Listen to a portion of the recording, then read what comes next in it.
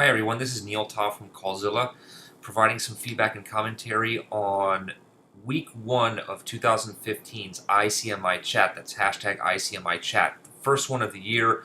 I thought it was fantastic. We've had about a 2 or 3 week recess for the holidays, so reconnecting today with everyone was like a homecoming of sorts. I thought for me it was kind of like if we were in the same room together, there would have been hugs and high fives and backslapping and that type of thing. It was kind of like a reunion of sorts. I felt that the energy was outstanding. Everyone was really happy to be involved. There was, I think, probably a record number of participants for the group. Some of the regular participants plus some new names and quote-unquote faces. But again, the energy level was great, and the content and the quality of the topic and responses was fantastic. I left today's chat feeling that just astounded by the quality of ideas, the type of questions and comments that people were offering, and I came back with a bunch of ideas and kind of light bulbs that went off in my own head participating in the chat today about things that I want to attempt, things I want to try in my own contact center, and things I want to further engage with our fellow participants on. Again, fantastic topic. The name of the topic exactly was Social Media for Hiring and Recruiting. I hadn't really given that much thought to this prior to today, and again, an outstanding topic.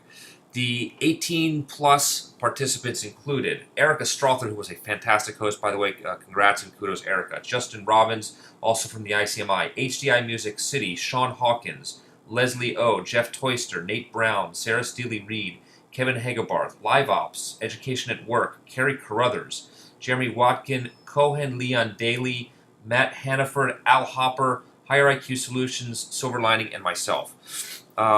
There were, I think, about 7 or 8 questions, I think 3 of which stood out most for me.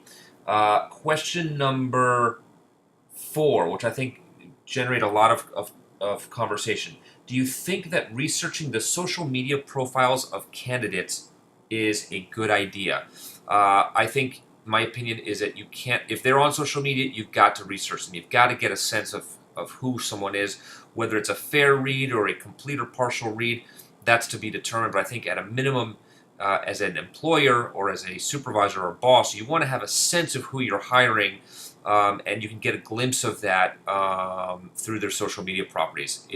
It's not a fully complete read on somebody. It could be partial. It could tell you a heck of a lot. It may tell you nothing. It may tell you something. It may show you some foreshadowing. But again, I think at a minimum you have to. I will admit that I have looked at candidates' profiles before. I've made decisions against hiring people. I've made decisions for hiring, and I've made decisions to not include or have the decision reflect on social media. Again, I think it's feeling. I don't think that there necessarily needs to be a black and white or hardcore or hardline position on it, but it does provide an interesting context. I'd love to know people's additional feedback and at least have some honest opinions of what people really think and what their experience is with it. One of the other questions, question 6, how can you leverage current employees to ramp up social recruiting efforts? So in other words, can you get your existing employees, whether on their personal Facebook, on their personal Twitter, on their personal Instagram, on Yahoo, on YouTube, on Google+, on Instagram, etc., can you get people to comment, to create content, to create feedback, and hopefully positive buzz on behalf of your company? I think it's a great idea. I think if as a supervisor, employer, administrator of a contact center, if you can get your employees to talk about favorably in whatever shape or forum, that's obviously favorable. One question that comes up to me is, do you pay them for that? Is it honest to pay them for that? Should you in fact be bribing them?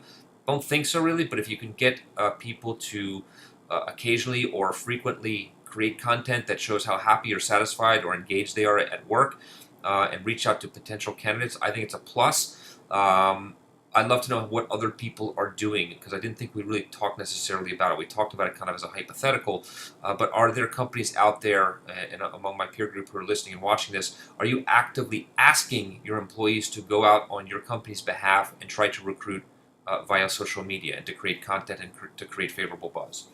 The other topic that I thought was great was, how can you use social media to effectively convey company culture? That one for me was the wow question. We always talk about culture, and you want employees to feel good and identify with the values and activities that you ask them to undertake in their daily tasks and their daily job. But how can you reinforce company culture? How can you spread that idea? Sure, you can say things and you can post stuff on a bulletin board and you can have meetings, but I think that the social space creates an extremely valuable channel that's available obviously 24/7, both inside of the office or work.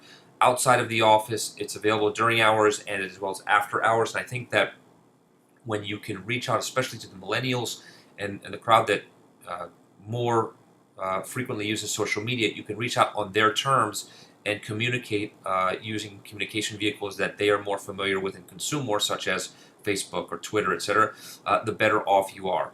There was a comment that I read in a blog written by Sean Hawkins, I believe, today, which says something like, angry staff breeds angry customers. And that was a wow moment for me. Angry staff breeds angry customers. And I wondered if the opposite is true.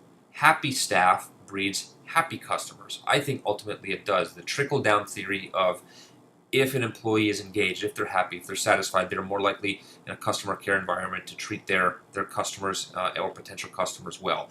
Why I mentioned it during this particular question or discussion of this question is that exactly that. If an employee is engaged, if you're able to show them what the company culture is and how valuable it is and how authentic it is and how in fact it is true and your company is walking the walk and talking the talk and putting their money where their mouth is, etc., therefore, that employee, I think, will go the extra mile and use word of mouth, use social media to prop up your company, to help in the recruiting effort, to bring on new employees, to talk about how much they enjoy their work, and therefore that, I think, trickles down directly and indirectly to the value of your brand and your ability as an employer to bring on new employees. Those are some thoughts from the session. Again, I have some great ideas. The light bulb definitely went off multiple times for me. I have a lot of activities that I have to do now to follow up kind of with my internal team to see what we're going to do as a result of this. Again, Erica, wonderful job as host. Thank you to the group for the incredible participation and incredible ideas. I look forward to participating in next week's chat. That's hashtag ICMI chat. This is Neil Todd from Callzilla. Thank you again so much.